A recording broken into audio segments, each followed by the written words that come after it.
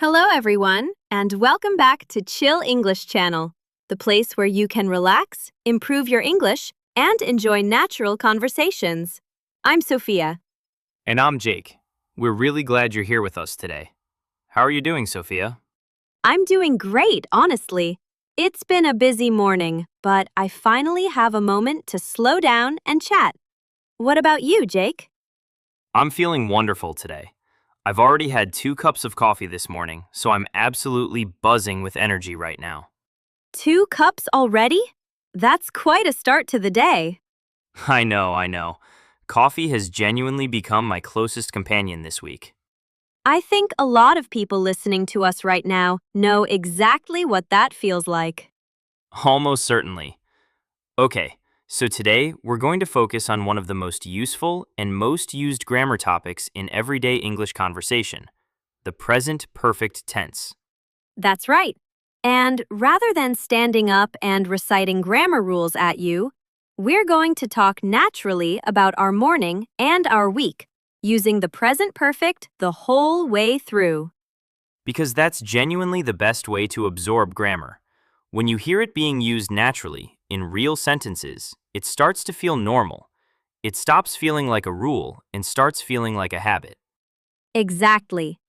So first, let's give everyone a clear idea of what the present perfect actually does. The present perfect tense connects the past to the present moment. Right. Something happened before now, but it still has relevance or importance right now. For example, I have finished my breakfast. The eating happened earlier, but the result, being full, not being hungry, is still true now. And here's another one. I have cleaned my apartment today. The cleaning happened in the past, but the apartment is still clean right now, in this moment. Well, cleaner than yesterday, at least. That still definitely counts. Thanks for the encouragement. Okay, so listeners, pay close attention to the structure. It's subject plus have or has plus the past participle of the verb. For example, I have finished. She has worked. They have arrived. We have started. We use have with I, you, we, and they.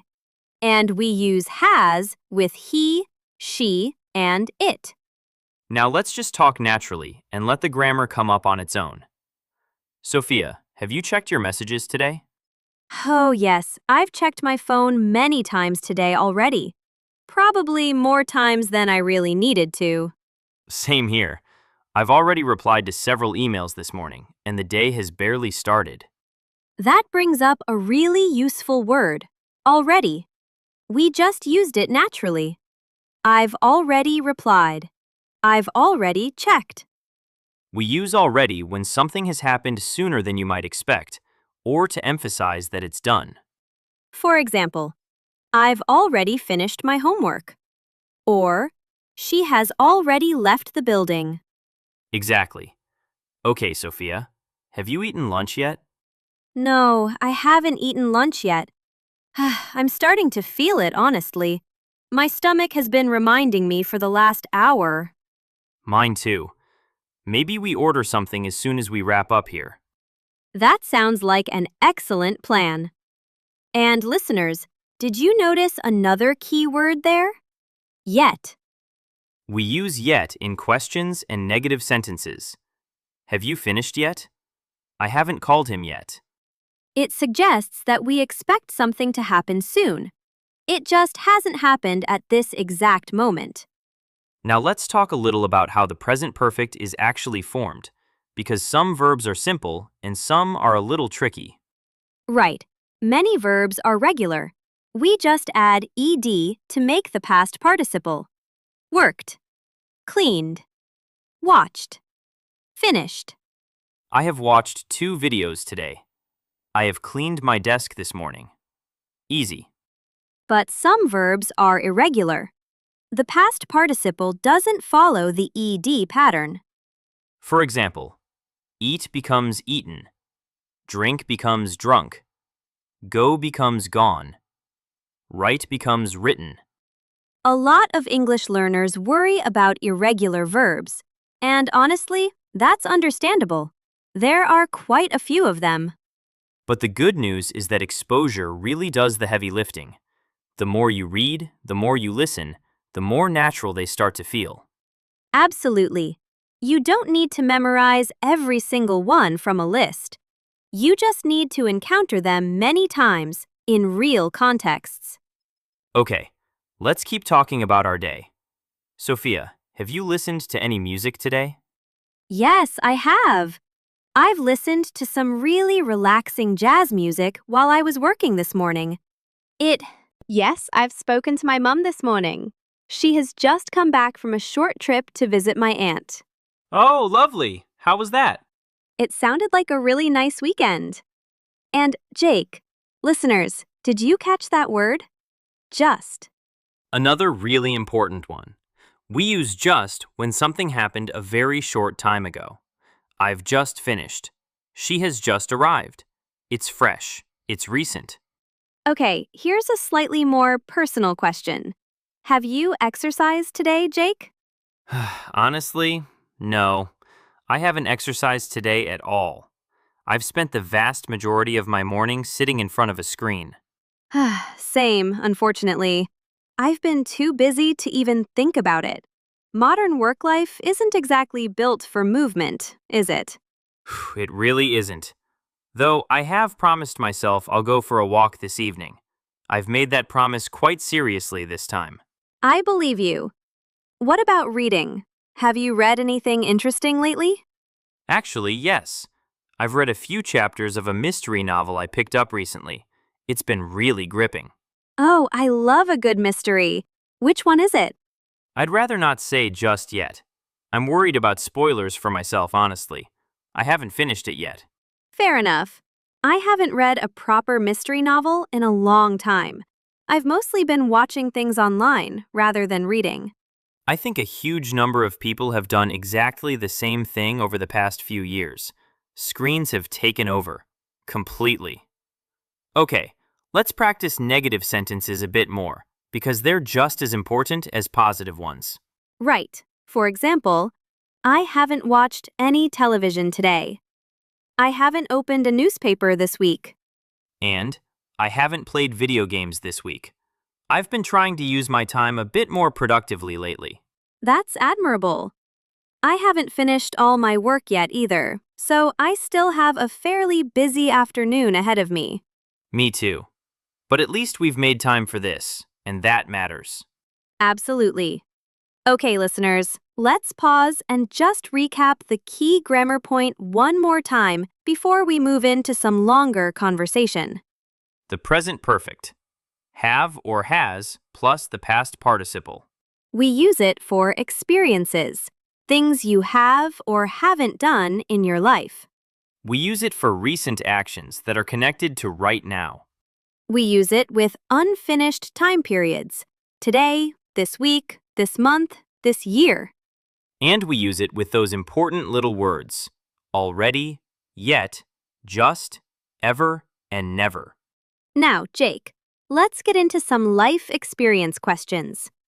Have you ever cooked something completely inedible?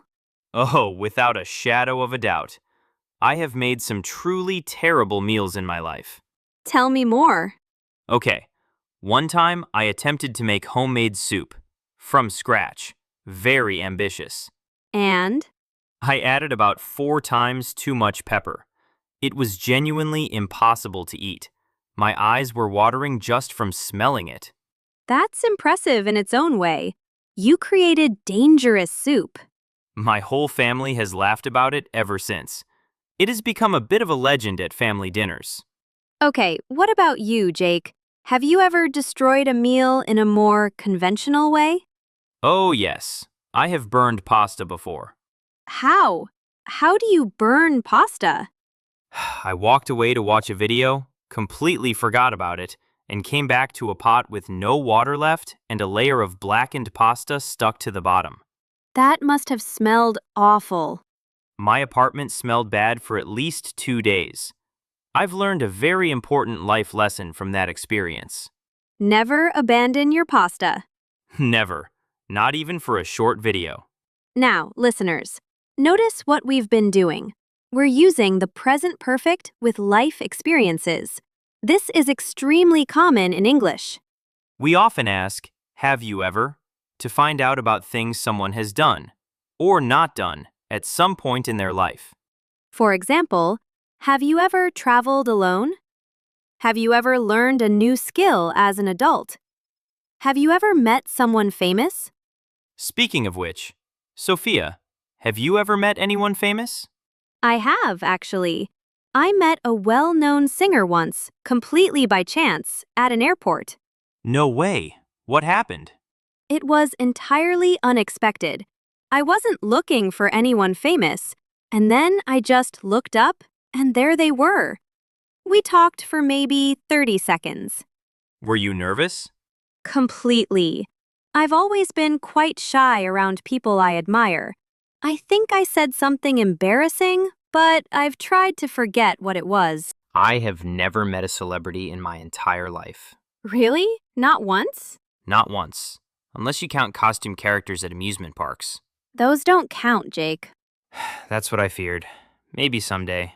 I'm sure it'll happen. Okay, have you ever traveled to another country? Yes, I have been to Canada once, several years ago. And how was it? Incredible. The people were so welcoming and warm, and the nature, I've never seen anything quite like it. Mountains, forests, lakes, I've never forgotten how beautiful it was. I love hearing that. I've visited several countries in Europe over the years, and each trip has been memorable for completely different reasons. Which one has stayed with you the most? That's genuinely difficult to answer. I've loved each place for its own personality. Though I have to say, the food in Italy has made a lasting impression. I haven't been to Italy yet. That's officially on the list now. It should be. Okay, and listeners, let's highlight a useful expression Jake just used naturally. Have been to. Right. I have been to Canada. I have been to Paris. This means you visited and came back.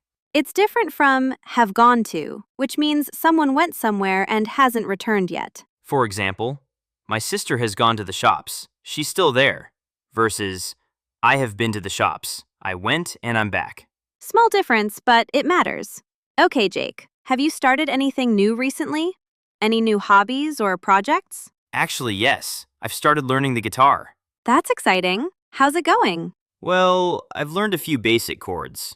I've practiced every day this week, but I wouldn't say it sounds good yet. Early days. Very early days.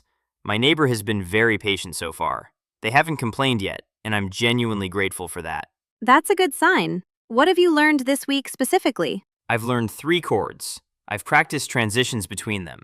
I haven't managed to play a full song yet, but I've come close a couple of times. That's real progress, though. Small steps every day add up to something big. That's what I keep telling myself. What about you? Have you taken up anything new? Yes, I've started learning basic photography. I've been watching tutorials online and trying things out. Oh, that's great. What have you photographed? Mostly everyday things.